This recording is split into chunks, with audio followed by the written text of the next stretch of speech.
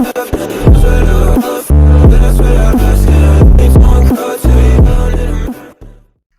halo semuanya, apa kabar? Salam sehat dan senang berjumpa kembali bersama dengan kalian semua. Dimanapun kita berada pada kesempatan saat ini, pastikan kita tetap semangat di dalam belajar dan beraktivitas tentunya ya. Oke guys, jadi pada kesempatan kali ini Mas Terjo akan sharing kepada kita semua mengenai materi baru yang nanti dapat kita implementasikan pada project kita ya teman-teman ya, tentunya di Adobe XD untuk membuat yang namanya sebuah karya ataupun juga kerangka daripada prototipe kita ya.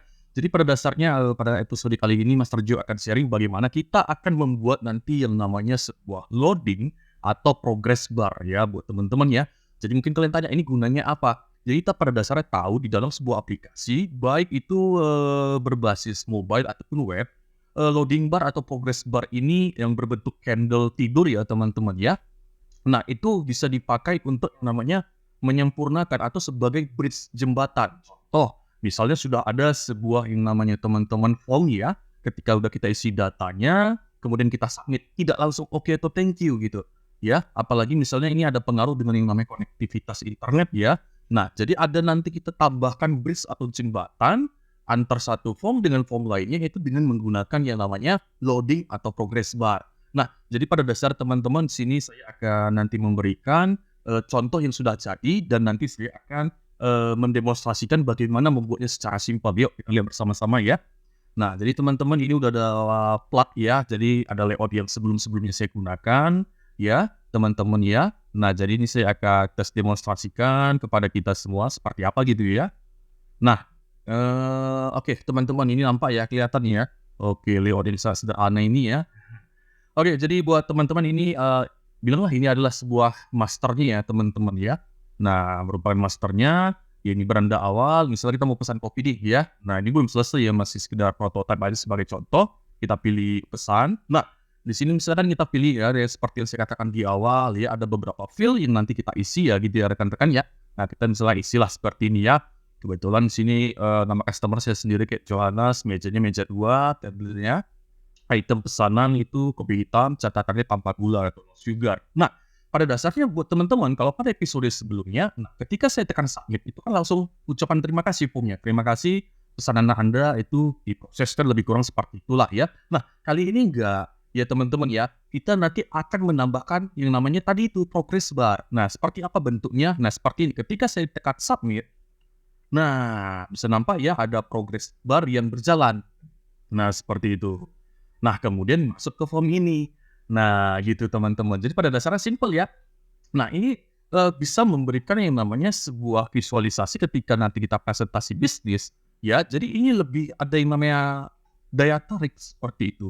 Dan memang saya akui untuk penggunaannya ini juga harus tepat ya, teman-teman ya, buat sobat semuanya ya. Jadi nggak semuanya harus pakai loading bar, progress bar, enggak, seperti itu ya. Jadi harus penempatannya pas juga. Jangan sedikit-sedikit antar transisi ya gitu ya, antar form loading bar gitu ya, kemaruk kali gitu ya, baru belajar gitu ya. Oke ya teman-teman ya, minimal misalnya ya ketika mau misalnya login ya, mau proses data tertentu ya sah-sah saja seperti itu ya teman-teman ya. Langsung aja tanpa basa-basi bagaimana cara membuatnya teman-teman ya, gampang ya.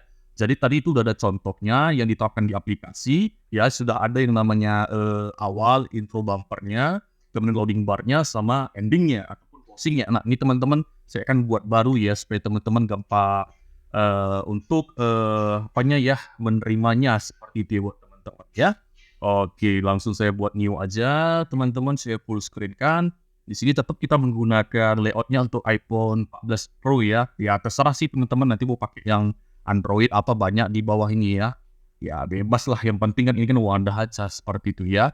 Oke, kita pilih seperti ini, kita tunggu 1 jam, 1 jam, udah langsung nggak bubar semua nanti ya. Oke, nah ini udah langsung ada seperti ini ya teman-teman ya. Nah jadi langsung aja ya, kita ini buatnya cuma 2 aja karena kan sebagai contoh.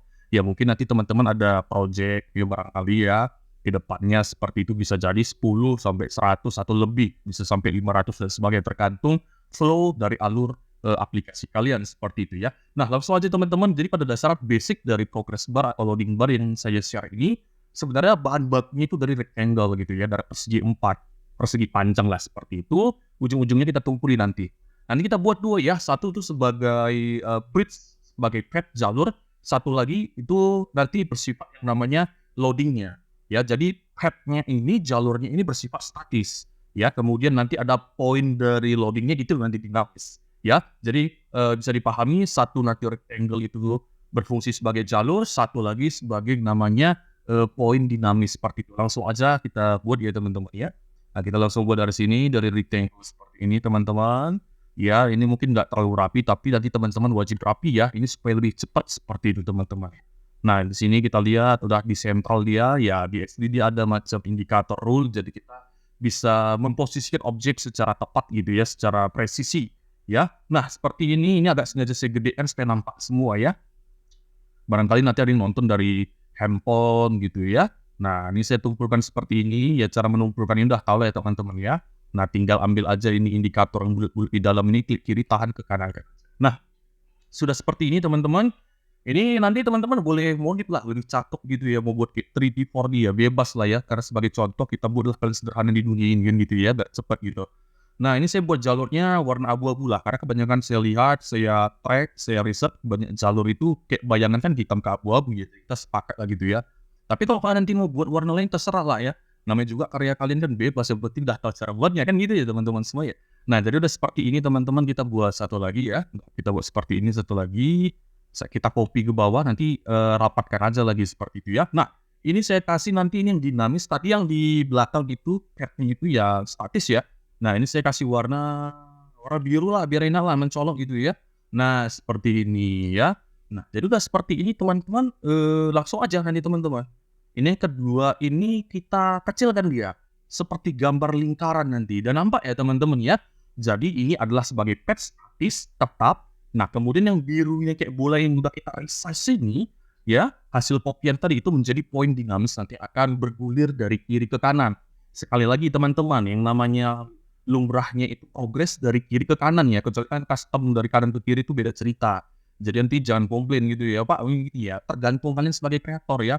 Tapi pada dasar default-nya itu dari kiri ke kanan.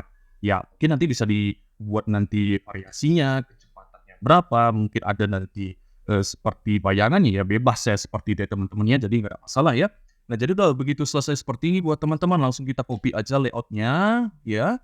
Nah, jadi di sini ada 2 teman-teman ya, udah jadi 2 seperti ini, gampang teman-teman. Jadi di sini kan teman-teman sebenarnya menyambung pelajaran kita sebelumnya. Kalau kemarin kan kita sebelumnya kan menggunakan animasi right and left, ada lagi yang kemarin scrolling dan sebagainya, itu kan udah menggunakan yang namanya metode auto animate. Pada dasarnya tuh pada kali ini membuat loading bar ya, ataupun membuat yang namanya progress bar ini kita tetap menggunakan yang namanya itu auto animate ya, tetapi untuk triggernya nanti kita menggunakan itu adalah time ya, time. Kita menggunakan time teman-teman ya. Biasanya kan kita kan menggunakan yang namanya ada kayak macam snap, kemudian ada seperti tap dan sebagainya ya. Kita ini pakai time ya teman-teman ya. Nah, jadi hasil kopian ini kita langsung besarkan aja teman-teman. Ya, ini kita besarkan yang poinnya hasil copy ini ya. Nah, full kan dia seperti ini ya. Nah, jadi poinnya ini menutupi path-nya yang di belakang kan gitu ya teman-teman ya. Udah kayak gini teman-teman udah selesai. Nah, ini proses desain sudah selesai, layout sudah selesai. Kita pilih artboard yang pertama ini saya kasih nama aja lah ya. Saya buat aja ya supaya cepat gitu ya. Kemudian ini yang kedua nama masternya B. Nah, jadi teman-teman begitu udah jadi konsep A dan konsep B. Nah, kita langsung pilih aja body dari konsep A ini. Nah, kita langsung masuk ke prototipe ya teman-teman ya. Nah, gampang banget sebenarnya ini ya. Ini karena banyak info awalnya yang bisa 10 menit. Tapi pada dasar 1 menit siap gitu ya. Nah, jadi ini langsung aja dipilih ya, udah di prototype teman-teman. Ini di body formnya, kita tarik koneksinya ini, link ke body B. Nah, di sini ada komposisi yang kita lihat teman-teman. Tengok ya, triggernya ini dari tab kita change to time ya, ubah ke time ya teman-teman. Sekali lagi time ya. Nah, kemudian nanti untuk delay-nya biarkan aja 0 atau 0 second. Nah, sedangkan untuk action type-nya ini teman-teman, dari transisi kalian ubah itu menjadi namanya auto animate. Ya teman-teman ya. Nah, destinasi tujuannya udah pas B ya, ini adalah B. Nah, tipe easing-nya dari easy out itu kalian ubah aja menjadi ya sebenarnya not pun nggak apa-apa ya, tetapi kita pilih aja lah di sini easing in out ya teman-teman ya. Nanti kalau kurang pas ya agak diedit aja lah ya, kayak slow gampang gitu ya kan.